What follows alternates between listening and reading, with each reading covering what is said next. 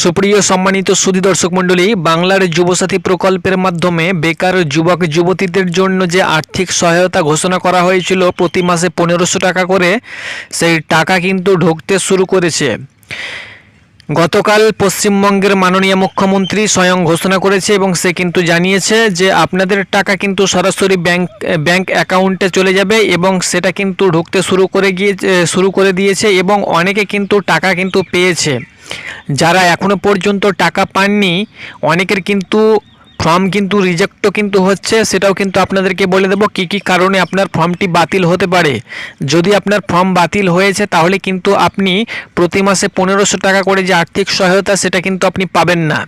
এবং অনেকে কিন্তু জানাচ্ছে কি দাদা আমি আমার স্ট্যাটাস চেক করতে পারছি না, অনেকে অনলাইনে আবেদন করেছে, তো স্ট্যাটাস আপনি চেক করতে পারছেন না।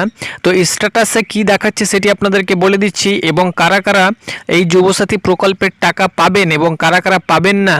অর্থাৎ আপনার যদি এরকম ভুল থেকে থাকে বা আপনি যদি এরকম ক্যাটাগরির প্রার্থী হয়ে থাকেন তাহলে কিন্তু আপনি যুবসাথীর টাকা কিন্তু পাবেন না।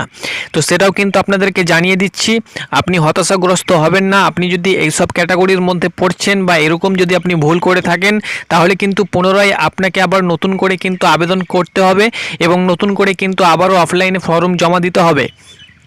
তো প্রথমত আপনাদেরকে দেখিয়ে দিচ্ছি অ্যাপ্লিকেশন স্ট্যাটাসে কি দেখাচ্ছে বা অ্যাপ্লিকেশন স্ট্যাটাসে কি শো হচ্ছে।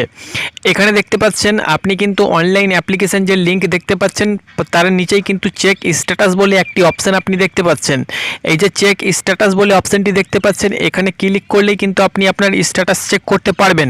তবে এখানে দেখতে পাচ্ছেন স্ট্যাটাসে যখনই আমি ক্লিক করছি তখন কিন্তু সার্ভারটা পুরোপুরিভাবে ডাউন দেখাচ্ছে, অর্থাৎ সার্ভারে কিন্তু কাজ করছে না। অর্থাৎ স্ট্যাটাস আপনাকে তখনই দেখাবে যেহেতু সকলের যারা অফলাইনে যারা আবেদন করেছে এবং অনলাইনে যারা আবেদন করেছে তাদের তো সাবমিট হয়ে গিয়েছে।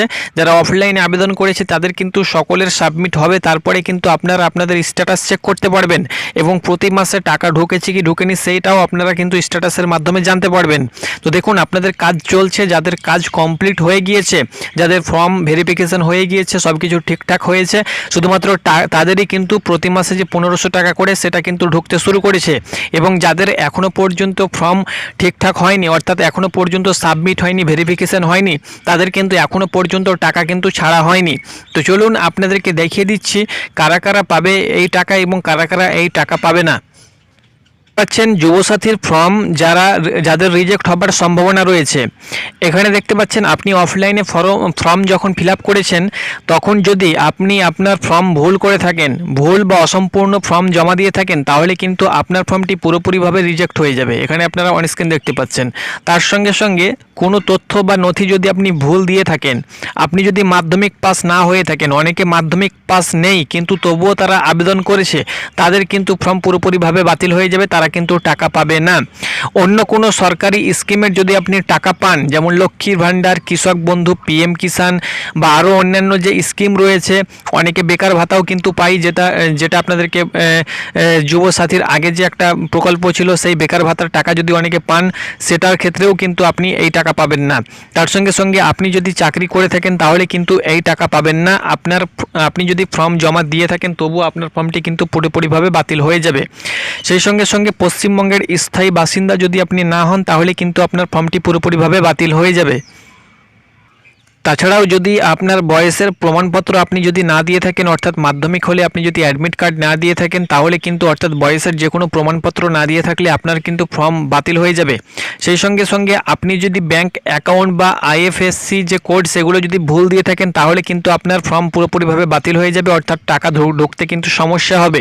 সেই সঙ্গে সঙ্গে অন্য কোনো স্কিম যদি কৃষক বন্ধু, লক্ষ্মীর ভাণ্ডার পেয়ে থাকেন তাহলে কিন্তু আপনি এই ক্ষেত্রে পাবেন না, আপনার ফর্ম কিন্তু পুরোপুরিভাবে বাতিল হয়ে যাবে। সেই সঙ্গে সঙ্গে কারা এই যুবসাথীর টাকা পাবেন, দেখুন আপনার বয়স যদি 21 থেকে 40 বছর হয়ে থাকে এবং আপনি যদি মাধ্যমিক পাস বেকার হয়ে থাকেন, কোনো চাকরি আপনি এখনও পর্যন্ত পাননি এবং কোনো স্কিমের টাকা কিন্তু আপনি পাচ্ছেন না, সেই সঙ্গে সঙ্গে আপনি যদি পশ্চিমবঙ্গের স্থায়ী বাসিন্দা হয়ে থাকেন তাহলে এই যোগ্যতা থাকলে আপনি প্রতি মাসে 1500 টাকা করে কিন্তু বেকার ভাতা পাবেন এবং অনেকে কিন্তু পেতে শুরু করেছে। তো যতটা আপডেট পেয়েছি আপনাদেরকে জানিয়ে দিলাম। আপনি যদি এইসব ক্যাটাগরির মধ্যে বা এইরকম যদি আপনার স্থিতি হয়ে থাকে তাহলে কিন্তু আপনি এই 1500 টাকা কিন্তু পাবেন না।